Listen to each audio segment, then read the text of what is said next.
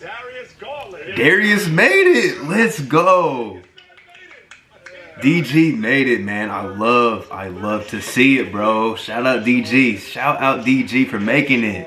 What's good, y'all? Welcome back. This is basically my live reaction to the All-Star reserves being selected. And most of it pretty straightforward, but a couple of them I'm a little surprised about. Can't lie. Leave a like, subscribe if you're new. We're almost to 500 subs. We're at 450 now. Close to 500. Be sure to hit the subscribe button if you are not subscribed. And let's get into it. I'm gonna start with the East since it's right in front of me. I'm looking at the screen right now. Jimmy Butler, James Harden, Zach LaVine, Darius Garland, who I'm so happy DG made. I'm gonna get to that. Fred VanVleet, kind of a surprise. Jason Tatum made it. And then Chris Middleton made it. I did not see that coming at all. I thought Jared Allen was kind of gonna be a lock. Honestly, I thought he was pretty much a lock. And he didn't make it. Very surprising to me, I can't lie. Not saying Chris Middleton's not deserving of an All-Star. He's been a perennial All-Star for like the last 2 or 3 years. But definitely a surprise, can't lie. We know who the starters are. There's probably gonna be somebody added because KD's not playing. So that might be Jared Allen or it might be LaMelo. I'm surprised LaMelo didn't make it, to be honest.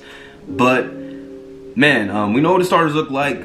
We got DeMar, we got Trae Young, KD, who's probably gonna get replaced, Giannis, and Joel Embiid. We know what the starters look like. And the reserves look pretty solid as well. Jimmy, when he's been on the court, he's been one of the better players in the league. Like, he's playing all NBA caliber basketball. He's been amazing. The Heat, very good team. Even though all of their guys haven't played that much time together, which is kind of interesting, I think, for the grand scheme of things in the Eastern Conference. Darius Garland. If you've seen the intro, I was recording my reactions to see if anything was going to surprise me. And I'm not saying I think Darius Garland should be an All-Star, but I didn't think he was going to get that respect. And I also thought they weren't going to be giving the Cavs 2 All-Stars, which they didn't. And I thought they would give it more to Jared Allen because of how thin the front court is in the Eastern Conference. And there's a lot of very good guards that deserve All-Star nods in the East.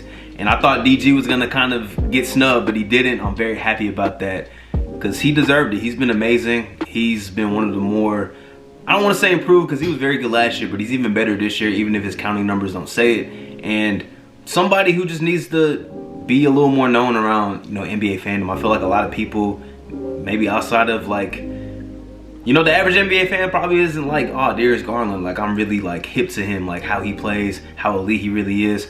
He's a purist, he's a pure hooper, and I'm so happy he got this All-Star nod.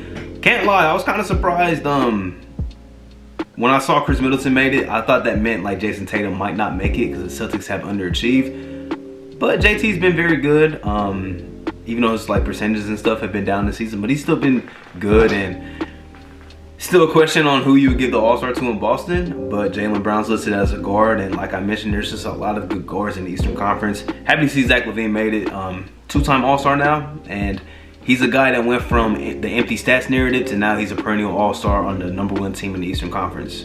You love to see that from Zach. Who else did I not mention? James Harden made it.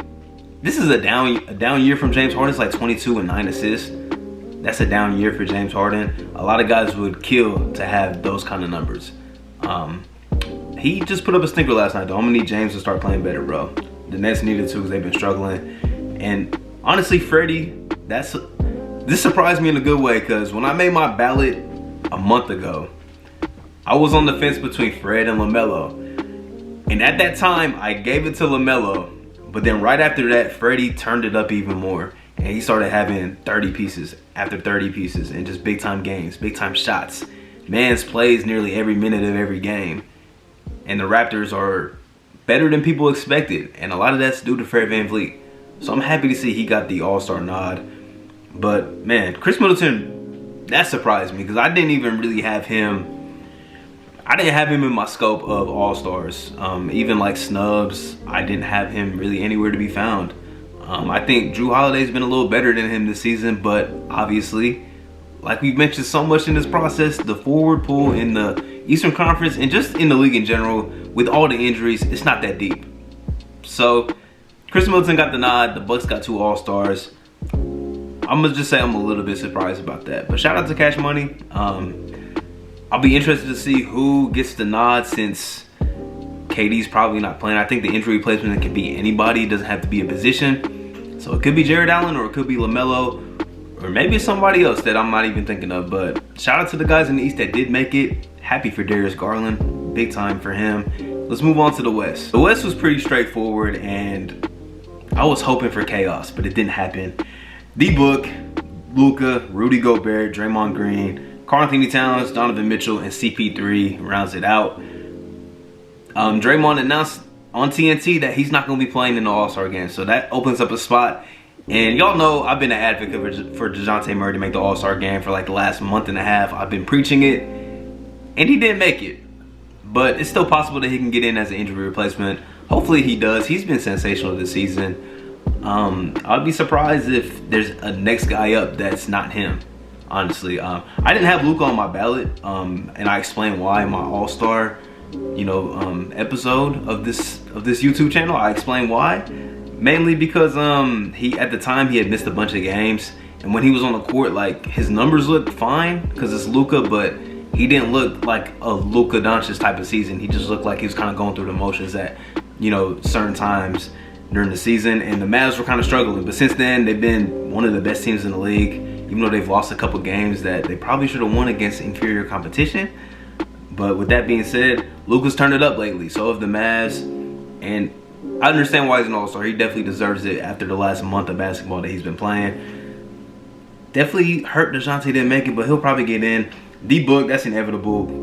Probably had a case to be a starter, honestly, especially the way he's played over the last 11 games. Since the incident in Toronto where the mascot pissed him off, he's been amazing. CP3, I don't have to explain Chris Paul's impact, just like how I don't have to explain Rudy Gobert's impact. Donovan Mitchell, I didn't realize he's missed like 8 straight games. I didn't think it was that many games he's missed, but he's missed a lot of time lately. But he's been playing at the All-Star level. I mean, in my video, when I picked my All-Stars, I said he had a good case to be a starter. Because at the time, I think him and Ja was more of a coin flip than anything. Since then, Ja's turned it up. The Grizzlies have turned it up. Jazz have regressed. Donovan's missed time, so it makes sense. But I'm glad to see him make the game because he definitely deserves it. I'm glad Draymond got in because I thought he was going to get in as a starter. He did not. But he definitely still deserves that All-Star nod.